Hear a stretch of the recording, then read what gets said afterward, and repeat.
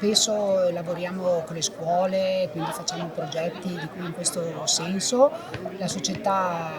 è la società più vecchia a Conegliano, vive da 51 anni quest'anno e quindi abbiamo appunto atleti e un gruppo, un vivaio di ragazzi che competono a tutti i livelli,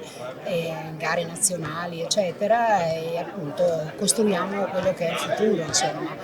Dopo il passato di cui la società è molto rinomata perché sono cresciuti molti atleti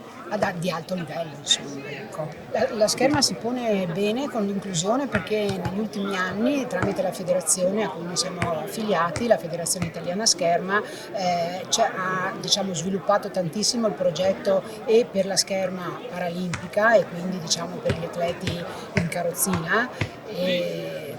nelle varie categorie, e soprattutto è cresciuto anche il movimento per gli atleti non vedenti, di cui noi ci occupiamo anche in palestra perché abbiamo alcuni atleti, insomma, e ha creato molto sviluppo in questo senso, insomma. L'inclusione direi che è un argomento importante per noi perché proprio la scherma per definizione è uno sport agonistico, di combattimento e di agonismo puro, ecco, ed è uno sport individuale e quindi, diciamo,